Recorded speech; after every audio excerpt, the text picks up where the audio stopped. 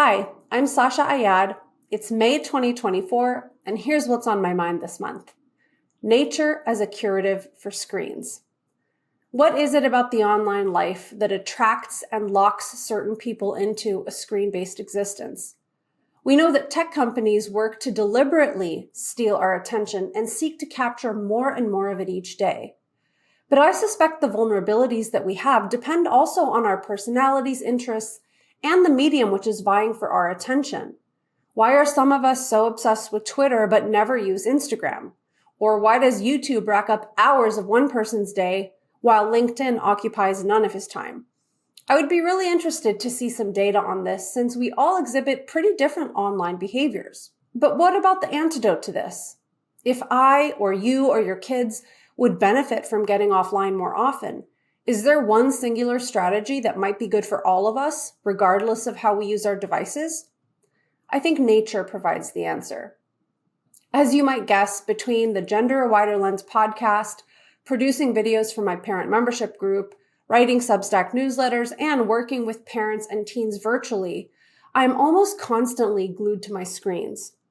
More than that, I'm deeply immersed in a very cerebral world full of ideas, dialogue, and language in all of these different work projects.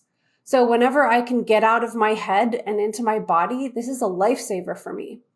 And living here in Arizona, one of the most remarkable gifts that we have is the opportunity to get outdoors. And to get outdoors in a way that feels really transformative. It almost like dislocates me from time and space.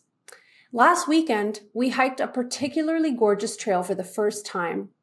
The Tom Thumb Trail, despite being just a short drive from our home, really looked like a step back into time, as though the remote landscape had been unchanged for hundreds of thousands of years. I'll include some pictures here so you can take a look. On the 2-hour hike, we just kept encountering remarkable new scenes, with every turn or elevation change offering us something new and awe-inspiring to see. Though my cell phone was in my pocket the whole time, I felt eons away from all the subjects which typically occupy my brain most of my waking hours. This fresh perspective, while it serves as a temporary escape, also seems to sharpen my mind, giving me some distance and allowing me to consider recurring issues that come up all the time from a different vantage point. It's almost like a palate cleanser for the mind.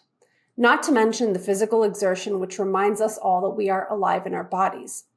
So if you're a parent trying to help your teenager, or if you're working to stay connected with an adult child, or even if you're a therapist who's here because you're trying to stay sane in our field after so much ideology has crept in, or anybody else reading this because they have concerns about how we're treating gender nonconforming youth, I want to offer you some internet jargon as a curative for the internet itself.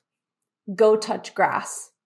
Of course, you can check out the rest of this month's Substack newsletter, where I discuss the new Cass report, which just came out of the UK, my thoughts on Abigail Schreier's new book, Bad Therapy, and I introduce a first-of-its-kind interview that I did with a young woman, the sister, who's never shared her story before with anyone else. And of course, the newsletter contains much, much more. So thank you so much for watching. I'll leave the link in the notes. See you next time.